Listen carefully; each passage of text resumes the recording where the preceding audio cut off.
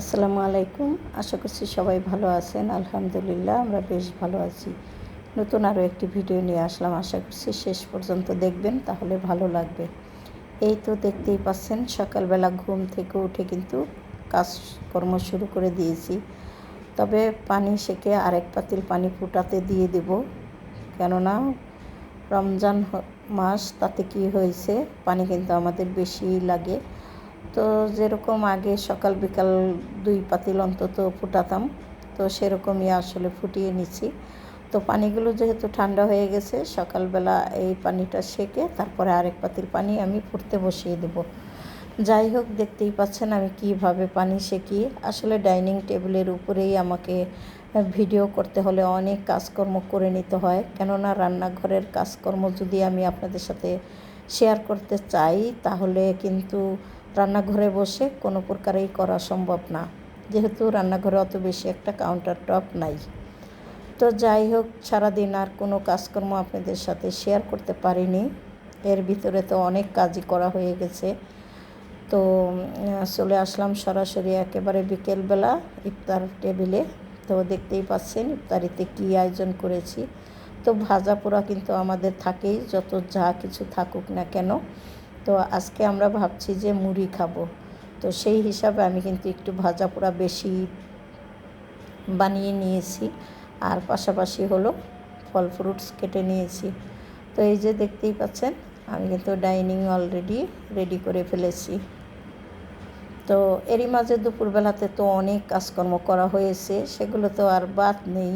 রোজা, তাতে কি হয়েছে, রোজার আগে যতই সেরে রাখি না কেন আমরা, আমাদের কিন্তু কোনো অপশন নেই, কেননা কাজ যত সারি তত বেড়ে যায়, এটাই স্বাভাবিক। এই তো দেখতেই পাচ্ছেন, ইফতারের আগে কিন্তু ছোট ছেলে এসে পড়েছে, আর ও হলো আসার সময় হালিম নিয়ে এসেছে।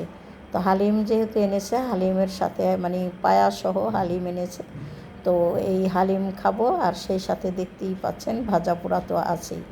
তো যেহেতু আনতে একটু দেরি হয়ে গেছিলো, সেহেতু আমি কিন্তু ওই সময় কথাটা বলি নাই। তো এখন আপনাদের সাথে একটু শেয়ার করে দিলাম। তো খাওয়া দাওয়া শেষ করেছি, তারপরে এই যে তাকিয়ে দেখেন কি অবস্থা। আসলে খাওয়া মানে বিশাল বড় ঝামেলা, আর রোজা মানে আমার মনে হয় খাওয়া দাওয়ার ধুমধাম, সেই সাথে কাজেরও ধুমধাম।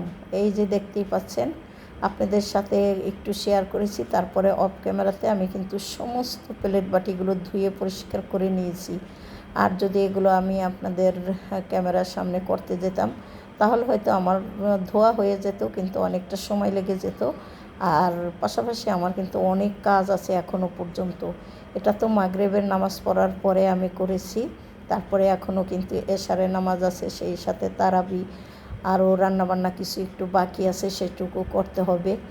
তো সব কিছু মিলিয়ে কিন্তু রোজার মাসে অনেক কাজ থাকে। আমরা যারাই বলি না কেন, রোজার আগে সব কিছু সেরে মানে সব কিছু টিপটপ করে নিব, যাতে করে রোজার মাসে একদম শুয়ে বসে খেতে পারি। কিন্তু ব্যাপারটা আসলে সেরকম না। যতই সেরে তেরে রাখি না কেন, রোজার মাসে কিন্তু সেই অন্য রকমের কাজকর্ম বেড়ে যায়।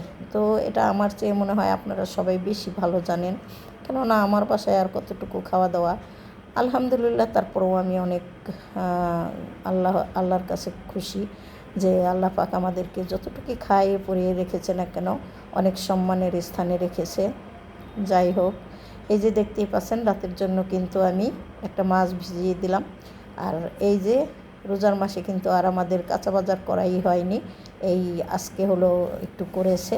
তো কি এনেছে, শসা, বেগুন, সেই সাথে মিষ্টি কুমড়া আর ধনিয়া পাতা কেনার উস্তাদ, গতকালকেও এনেছে, আজকেও এনেছে। তো দেখে বললাম যে আজকে আবার কেন এনেছো।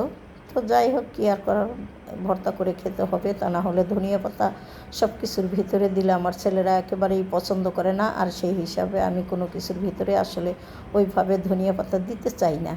যাই হোক, মিষ্টি কুমড়াটা এখন কেটে কুটে নিব, ইলিশ মাছ দিয়ে রান্না করব। তবে মাছ দিয়ে রান্না করব না, মাছের যে মাথা, লেজ, কানসা থাকে, সেইগুলো দিয়ে হালকা একটু ঝোল করব। আর মাছের পিসগুলো আমি হলো ভেজে ভুনা করে রাখবো আমার ছেলেদের জন্য। আর সেই সাথে তো দুধ জাল করা থাকবেই। তো কী আর করার, টুকটাক কেটে বেছে তো নিতেই হবে।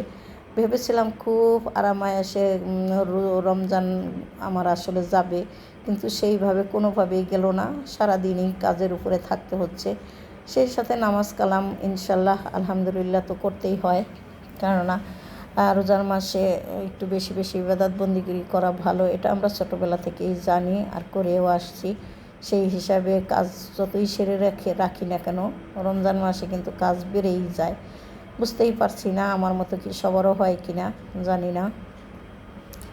আমার মনে হয় একটু ঝুট ঝামেলা বেশিই থাকে, কেননা এক একজন এক এক রকমের বায়না থাকে সেই হিসাবে।